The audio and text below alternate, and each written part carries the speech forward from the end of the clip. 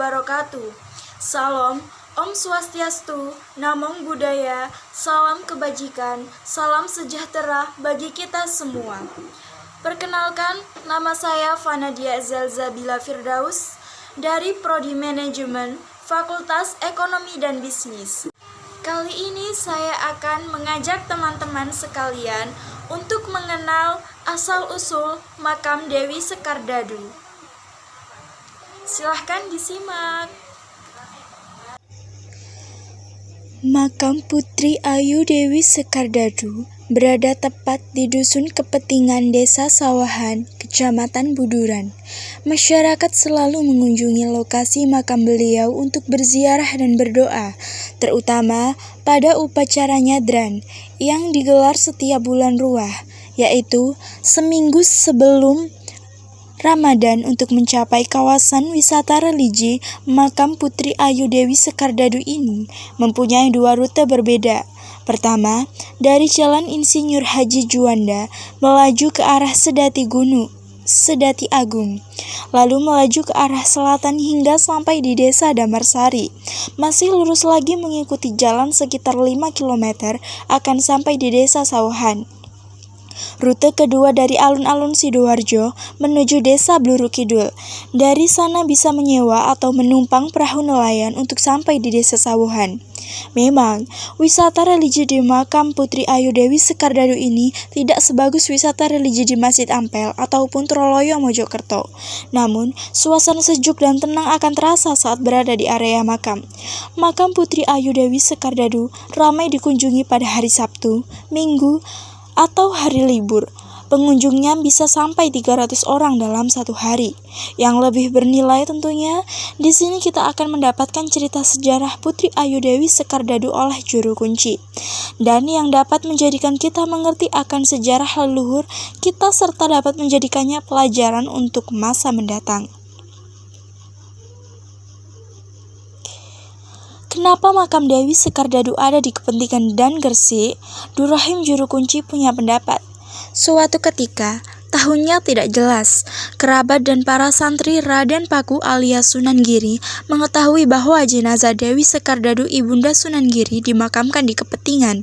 Mereka pun datang untuk mengambil jasad itu. Bagi nelayan Ketingan, Balongdowo, dan Bluru Kidul, kontroversi seputar lokasi makam Dewi Sekardadu tidak begitu penting. Yang paling penting, Dewi Sekardadu bukan orang sembarangan karena ia ibunda Sunan Giri, salah satu wali penyebar Islam di Jawa. Karena itu, ritual nyekar atau ziarah di makam Dewi Sekardadu menjadi tradisi turun-temurun para nelayan di Sidoarjo. Upacara nyadran senantiasa menjadi momen untuk mengucap syukur kepada Tuhan atas hasil laut yang telah mereka nikmati. Mereka juga berdoa, menggelar pengajian di kompleks makam Dewi Sekardadu agar rezeki dari laut selalu dilimpahkan kepada para nelayan. Tempatnya bagus untuk berdoa sekaligus syukuran, kata Haji Waras. Saya beberapa kali ikut upacara nyadran yang sangat kental dengan nuansa tradisi Jawa dan Islam, sebuah kombinasi atau inkulturasi yang sangat harmonis. Para nelayan khususnya ibu-ibu menyiapkan tumpeng, semakin banyak semakin baik, untuk dilarung di beberapa tempat penting di sepanjang sungai. Sebagian tumpeng dibawa ke kompleks makam Dewi Sekardadu. Setelah pengajian, mendengar khotbah cukup panjang, makanan rakyat itu pun dinikmati bersama. Warga Ketingan sebagai tuan rumah dan penjaga makam Dewi Sekardadu menerima para tamunya dari Balongdowo atau Bluru Kidul dengan ramah. Mereka memang sama-sama orang laut. Dari kompleks makam, proses perahu dilanjutkan ke tengah laut, dekat Selat Madura.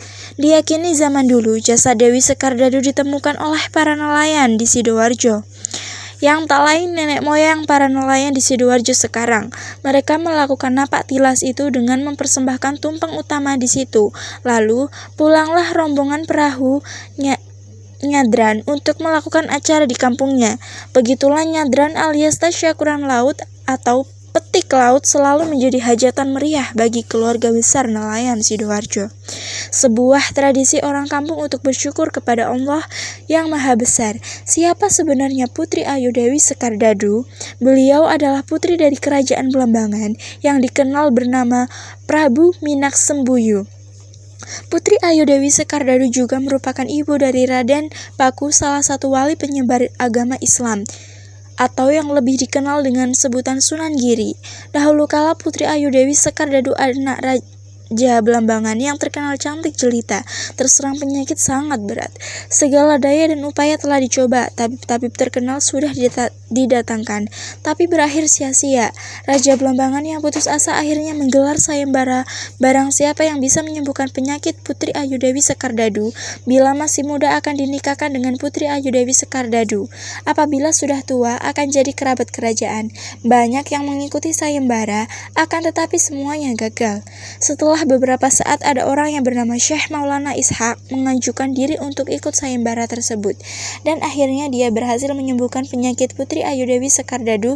Sesuai dengan janjinya, sang raja pun menikahkan keduanya. Singkat cerita, sang Prabu dan Syekh Maulana bertengkar dikarenakan sang Prabu enggan untuk menuruti ajakan Syekh.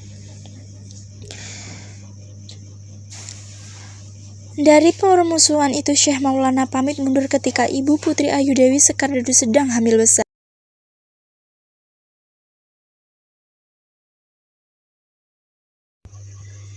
Syekh Maulana berpesan, jika lahir laki-laki namakan dia Raden Paku. Setelah Sunan Giri lahir, dia dihanyutkan di laut oleh Raja Blambangan. Mengetahui anak tercintanya dibuang ke laut, Putri Ayu Dewi Sekardadu menceburkan diri ke laut mengejar-ngejar anaknya. Namun, gelombang ombak terlalu besar dan tenggelamlah pula Putri Ayu Dewi Sekardadu. Jasad Putri Ayu Dewi Sekardadu terbawa arus ke arah Sidoarjo. Konon, jasad Putri Ayu Dewi Sekardadu digotong ramai-ramai oleh ikan keting ke dekat pantai. Akhirnya dari peristiwa itu, wilayah daerah tersebut diberi nama Ketingan atau Kepetingan. Cerita sejarah Putri Ayu Dewi Sekardadu memang mempunyai beberapa versi yang berbeda dan dari sumber yang berbeda pula. Tapi menurut juru kunci, disinilah Buduran Sidoarjo, tempat pemakaman jasad Putri Ayu Dewi Sekardadu yang asli. Baik teman-teman, semoga cerita dari saya untuk mengangkat kebudayaan dari menjadi bermanfaat. Apabila ada salah kata dari awal hingga akhir, saya mohon maaf yang sebesar-besarnya. Saya akhiri, wabillahi taufiq wal hidayah, waridha wal inayah. Assalamualaikum warahmatullahi wabarakatuh.